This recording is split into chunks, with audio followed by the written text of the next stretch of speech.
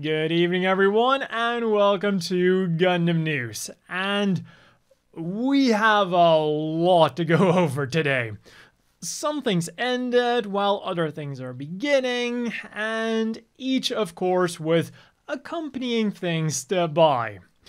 And of course, also a new month means a new Gunpla schedule. And if you still need to pre-order them, they are, of course, all linked down below.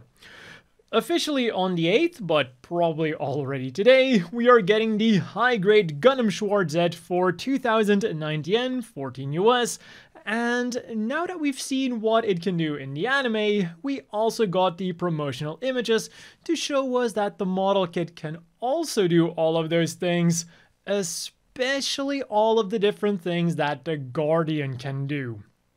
And the box art is also really neat. Then on the 15th, we are getting what was previously a secret model kit, but I mean, as soon as we saw the Calibarn in the anime, everyone knew that this thing was going to be the secret model kit. And, well, now we know for absolutely certain. 2,200 yen, 15 US, gets us the main machine along with all of the whistles and bells you could hope for a model kit of a main Gundam. We got the not so amazingly named but amazingly looking variable rod rifle, the escutcheon, which I'm sure many people were expecting to be part of some kind of premium Bandai exclusive, myself included, an action base to put it on, and as cherry on top, mold-in parts for the shell unit and the antenna. So it is going to have a very nice glow to it. I don't have it yet, I mean, nobody has it yet, but I have no doubt that this thing is going to be fantastic, and I just have to get two, at least two. And also on the 15th, we are getting the SD Gundam Cross Silhouette Unicorn Gundam Unit 2 Banshee Destroy Mode and Banshee Norn part set for also 2,200 yen, 15 US. And well, with such a long title, you almost know everything that you need to know, everything that is in it. And additionally, because it's part of the Cross Silhouette line, you can either build it as a more stocky, well, you can build it with a more stocky standard SD frame, or with the more lean Cross Silhouette frame. And then to quickly wrap up the Gunpla news, we also got another new announcement, which is unfortunately Premium Bandai Limited, the high-grade Ghost Gundam. And to say that this is an impressive kit would be an understatement. The mobile suit itself looks amazing thanks to the silver plating. It can parts form into mobile armor mode and can then be displayed together with the Crossbone Gundam. It comes with two flame rifles on the hips and the peacock. For the face, you can choose between open and closed parts, as well as regular eyes and damaged eyes. And finally, it comes with a positively overwhelming amount of effect parts for the Phantom Light.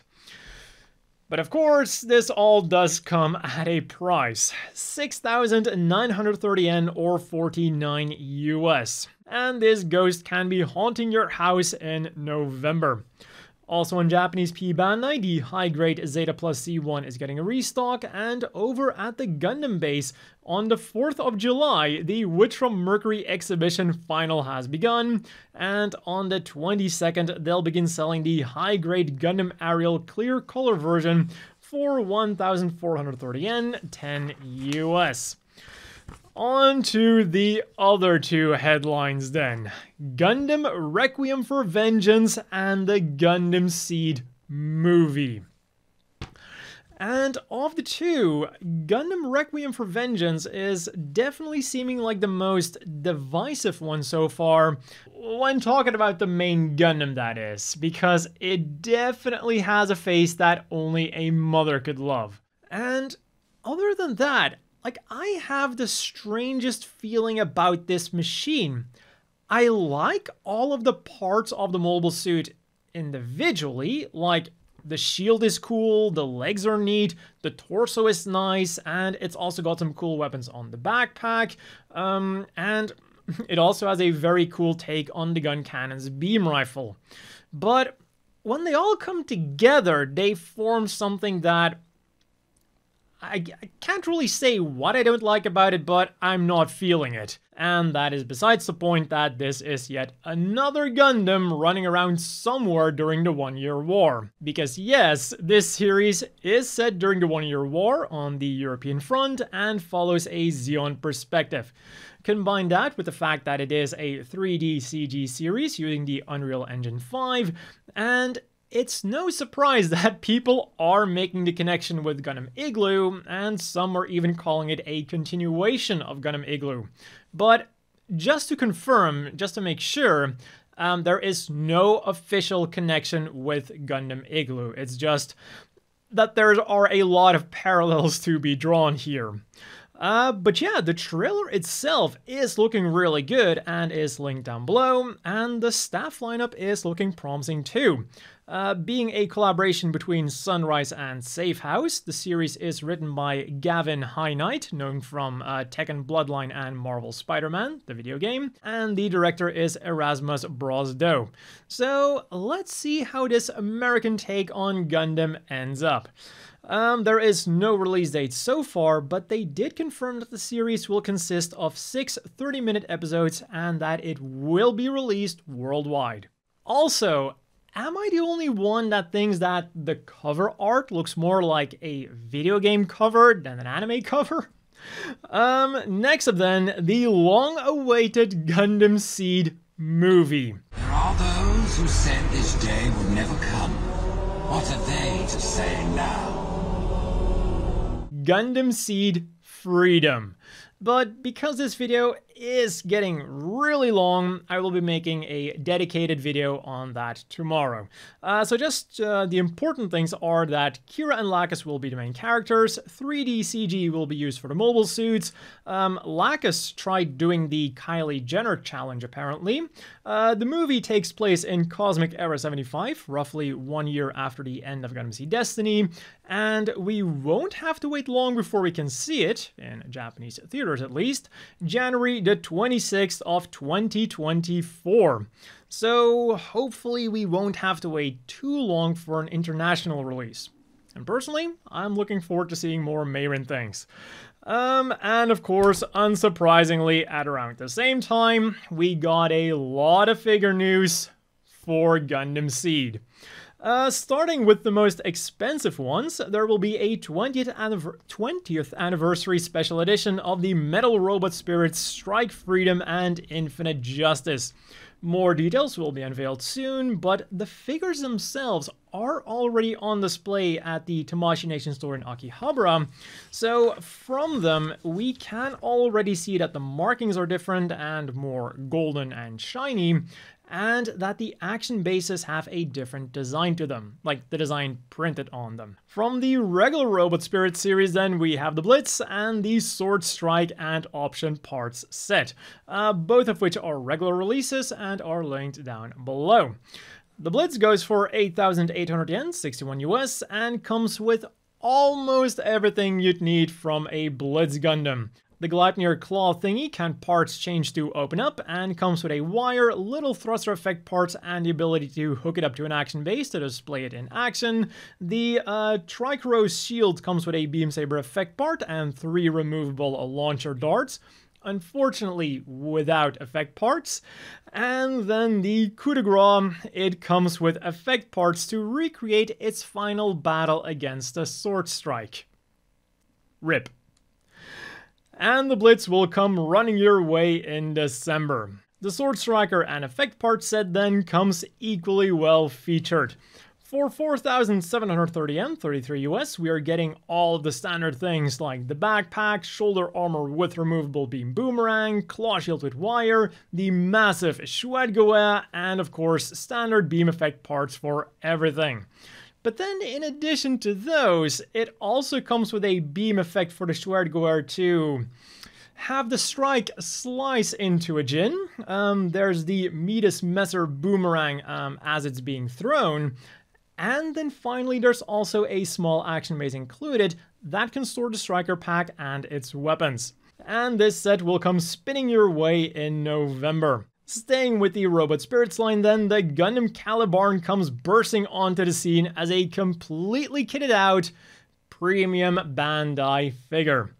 It goes for 9,900 yen, 69 US, and comes with 2 Blue Beam Cereblade effect parts, replacement parts to have the Gun Arm system active or deactive, a set of gun bits, a set of display parts for the gun bits, and a very movable variable rod rifle. Pre-orders on the Japanese P Bandai went live on the 2nd, and it will be flying your way in October, perfectly on time for Halloween. Meanwhile, for its pilot then, we got all of the details for the S8 Figuart Suletta Mercury standard uniform version and option part set. And of course, she's premium Bandai. Reservations on the Japanese version started on June the 30th, and for 9,350 yen, around 70 US, you will get Suletta in her standard Asakasa uniform, an electric scooter with Horo, that is also perfect for posing her with the SH Figuarts Miorine, a tablet, a smartphone, carrying bag, Cool Son and Hot Son keychains, and 5 different faces: neutral smiling, big smiling, stressed out, angry, and crying. And all of this will come scooting your way in December. To wrap up the figure news then, the Metal Robot Spirits Gundam Barbs Loops Rex Limited Color Edition was announced to be part of the Robot Spirits 15th anniversary event. That will be held from September the 16th to November the 12th at the Tamashii Nation Store, Tokyo. More details will be unveiled at a later date, but we do already have the promotional image that shows us that this limited edition color scheme is metallic. Which from Mercury then? Last week I reported that the last episode would be delayed, but it seems that I did miss one important keyword of that announcement. It would be delayed on some services. Although that being said, from what I've been able to tell and have been told, it seems that the episode was delivered on all major platforms on time. So I'm guessing that this statement by the official Japanese Gundam.info was released more as a precaution because they knew they were going to be cutting it close, but in the end, they did manage to get everything done on time regardless. So yeah, it's over. It's been one hell of a ride, but all good things must come to an end, one way or another, because even though the series did manage to wrap up the major plot point they were going for, others remained unresolved, and others were resolved in a pretty rushed way, so to say. Which is really sad because it started out really strong and was actually setting itself up to become one of the best Gundam series out there. The school setting, whatever you might think about it, was unique and refreshing, and also perfectly accomplished the goal of attracting a new generation of fans to Gundam. And especially the world building in the beginning was very solid and looked like it would serve as a base for an excellent season 2. But unfortunately, this is where things went downhill a bit. Too much different plot threads were introduced, and with its runtime of only 24 episodes, which from Mercury just didn't have the time to explore everything, and this sometimes led to a pace that I can best describe as like a rubber band, or like that one scene from Jurassic Park where the hunter is slowly setting up his shotgun or gun, I don't remember exactly what it was, to take out the raptor, only to then be killed in a second. Season 2 would slowly set things up for them to then just quickly end and time skip to the next slow build-up, rinse and repeat. So the pace was both slow and fast at the same time. Although this is something that I've also noticed with other anime, now that the 12 episode season has become the standard. But hey, at least there is room for a follow-up or a side story to fill in the gaps. Back to the good things then, what remained consistently awesome was the animation.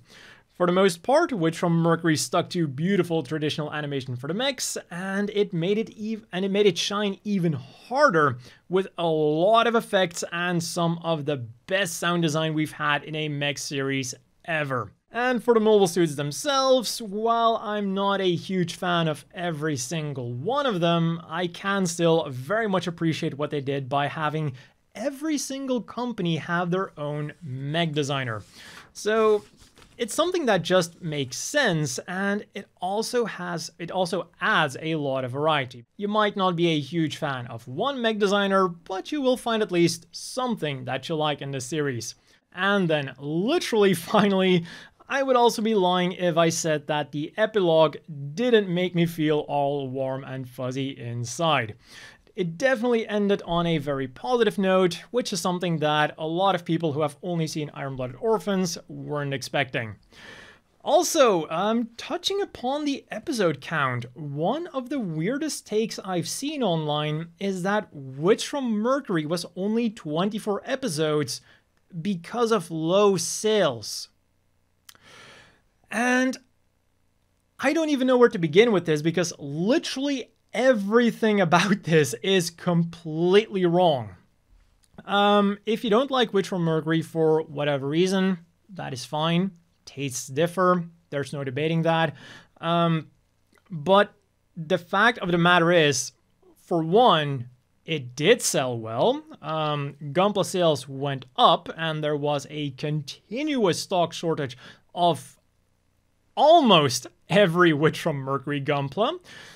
The big exception being the Michaelis and also the Demi-Trainer weapon set, both for obvious reasons. And then the second thing is that Witch from Mercury having only 24 episodes was something that was decided at the beginning. So even in that alternate universe where the sales of Witch from Mercury completely bombed, that still wouldn't have affected the episode count.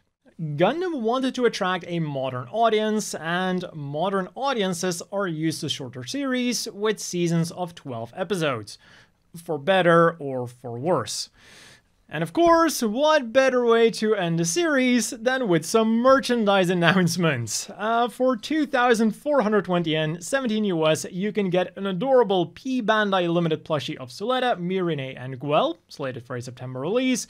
For 4,950 yen each, 34 US, pre-orders began for the equally adorable look-up figures of Nika and Choo Choo, which aren't P Bandai, but if you do decide to get the twin set from P Bandai for 9,900 yen, 68 US, you do get 2 mini cushions with them to put them on. And whichever option you go for, they are slated for a January release. For 770 yen, then 5 US, you can get rubber keychains of important Witch from Mercury pairings in a super cute style. There's Suletta and Mirine with some keychainception going on, Suletta and Elan number 5, Suletta and Eri, Sophie and Nerea, Guel and Lauda, and Cecilia and Roji, all of which are slated for a December release. Or you can spice up your memos with these Suletta, Mirine, Guel, Elan, Shiddiq, or Gundam Inc. stamps. Each goes for 2,200 yen, 15 US, are premium Bandai limited, and are slated for a November release. Next up then, the previously announced second volume of Witch from Mercury Card-Ass Cards got all of its cards unveiled, because, well, simply put, they do include some spoilers, and just as the first volume, these cards are absolutely adorable. And on top of that, we got this new official art for the Witch from Mercury Festival. The music video for Witch from Mercury's final insert song has gone live on YouTube and is linked down below. And Witch from Mercury is literally going to Mercury now, thanks to the Mio Mio collaboration. So, in short, there is this joint mission between the European Space Agency and the Japan Aerospace Exploration Agency to Mercury. The mission is planned to arrive on December 5th, 2025, when it will launch 2 satellites into Mercury's orbit to create a comprehensive study of all things Mercury. One of the satellites is the Mercury Planetary Orbiter, and the other one is the Mercury Magnetospheric Orbiter, named Mio. So, thanks to this coincidence, the two have joined forces for some good PR. Although, I'm not entirely convinced that this is 100% a coincidence. Part of me wants to believe that Bandai knew about the Mio satellite going to Mercury and then named Miorine after it. But I guess we'll never know for sure about that. On the gaming front then, in Gundam Battle Operation 2 for PlayStation, the Rigazid joins the fray. In Gundam Battle Operation 2 for Steam, things somehow got worse, with clans now being suspended due to a bug. And the following statement's spelling was about as bad as the state of the servers. You're making announcements for a multi-million-dollar company. Use a damn spelling check. Then again, apologies for the delay and confusions caused sums up the entire debacle pretty well. Or if card games are more your thing, in the winter, the Caliborn will be joining the 5th Battle Spirits and Gundam Collaboration booster set. And in other news, the Barzam got yet another variant from Advance of Zeta, the Vervain this time around, so I'll see you all in 2 weeks with the next update video.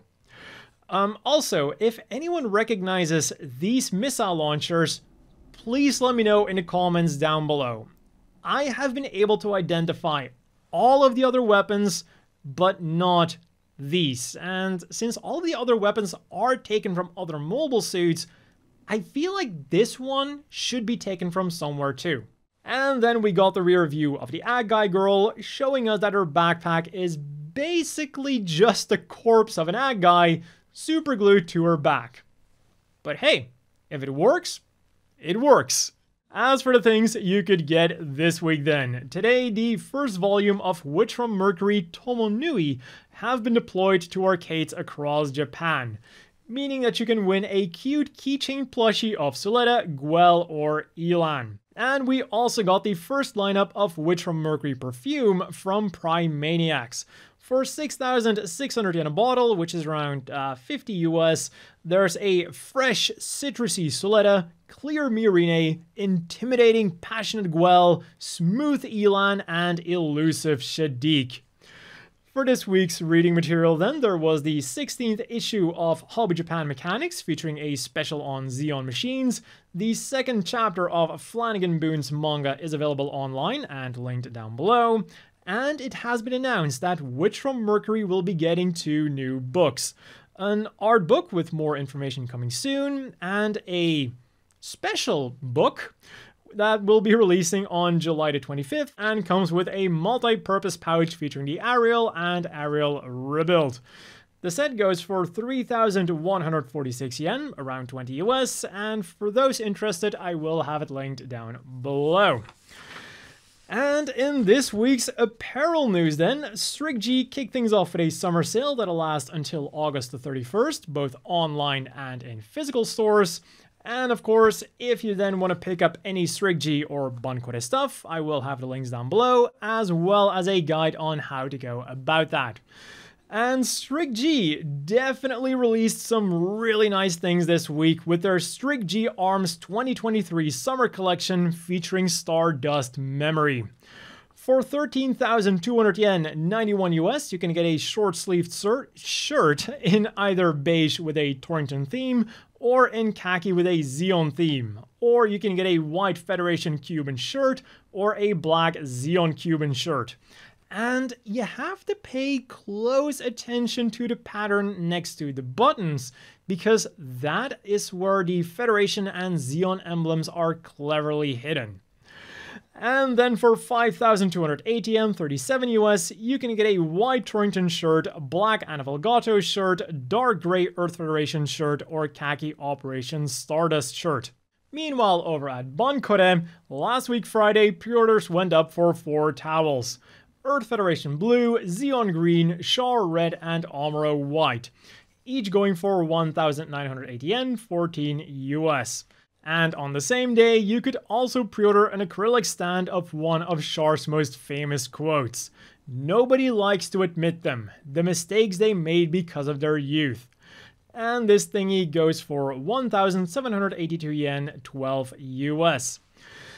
The final Suletta Sunday then also gave us some acrylic stands with quotes on them. For 2,200 yen, 15 US, you could get Roji Shantae or Cecilia Dote. And if you really like that Cecilia image, you can also get it on a towel for 4,400 yen, 30 US.